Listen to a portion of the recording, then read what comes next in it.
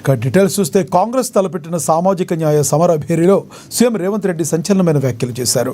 తెలంగాణలో కాంగ్రెస్ అధికారంలోకి రాగానే 3 నాళ్ల ముచ్చటేనన్నారు. కాంగ్రెస్లో గొడవలు ఉంటాయని ప్రతిపక్షాలు వ్యాఖ్యానించాయి, కానీ విజయవంతంగా కొనసాగుతుందన్నారు. కులగణనపై రాహుల్ గాంధీ మాటిచ్చారు. అధికారంలోకి రాగానే దేశంలో లేని విధంగా తాము నెరవేర్చామని తెలిపారు. రైతును రాజ్యం చేసిన ప్రభుత్వం తమదని, కావాలంటే పార్లమెంట్లో అసెంబ్లీలో తేల్చుకుందామని సవాల్ విసిరారు రేవంత్ రెడ్డి. ప్రభుత్వం ఎప్పుడు కూలిపోతుందా అని ప్రతిపక్షాలు గోతికాడ నక్కల్లాగా ఎదురు చూశాయని విమర్శించారు. ఇక సోషల్ మీడియాలో చేసే యుద్ధానికి విపక్షాలకు దిమ్మ దొరికేలా ఉండాలంటూ కాంగ్రెస్ వారియర్స్కు పిలుపునిచ్చారు సీఎం రేవంత్. ప్రభుత్వం ఏర్పడి నాడు ఎంతకాలం ఉంటుంది ఇది 3 నాళ్ల ముచ్చటనే అన్నవాళ్ళు ఉన్నారు. 3 నాళ్ళు అయిన తర్వాత ఈ ప్రభుత్వం ఉంటుంది కానీ సంక్షేమ పథకాలు అమలు చెయ్యలేరు అన్నారు. సంక్షేమ పథకాలు అమలు చేసిన తర్వాత వీళ్ళు కలిసి ఉండరు, రోజు కలహించుకుంటారు. కాంగ్రెస్ వాళ్ళకు కలిసి ఉండే లక్షణమే లేదు అన్నారు.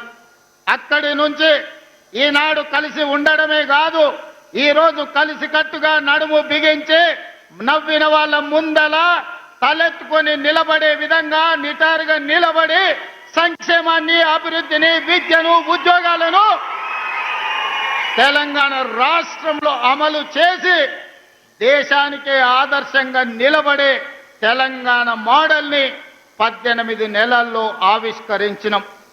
తప్పకుండా తెలంగాణ రాష్ట్రంలో జనగణనతో పాటు కులగణన చేస్తాం.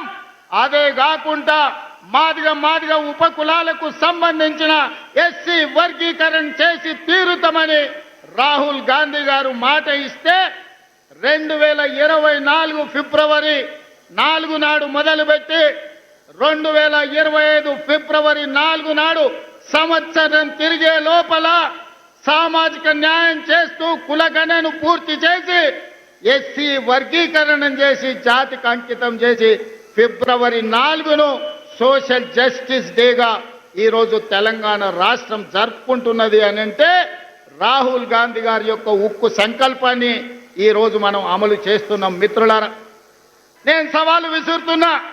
అది ఢిల్లీలో ఉండే మోడీ అయినా సరే, గల్లీలో ఉండే కేడీ అయినా సరే, చర్చ పెడతాం. పార్లమెంటులోనా, అసెంబ్లీలోనా, రైతు రాజ్యం ఎవరు తెచ్చిండ్రు, రైతులకు అండగా నిలబడ్డది ఎవరు తేల్చుకుందాం. రాండి చర్చలకు.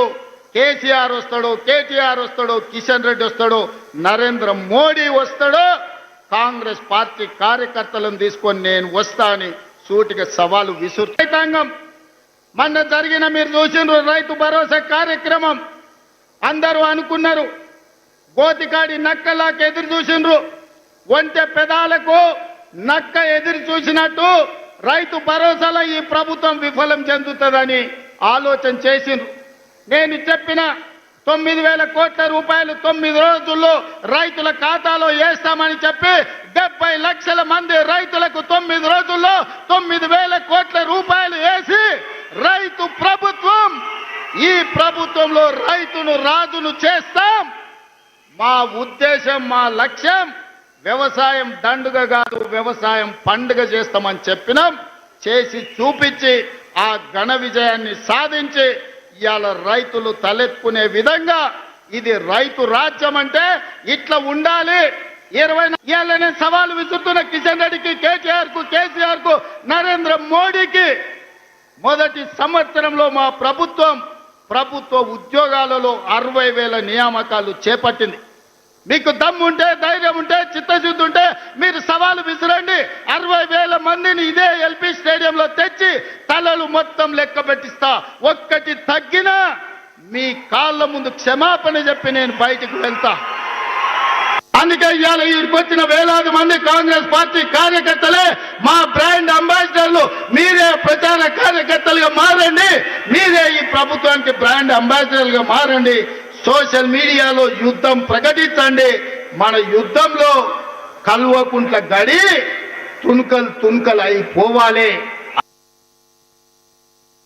AICC chief Mallikarjuna Kharge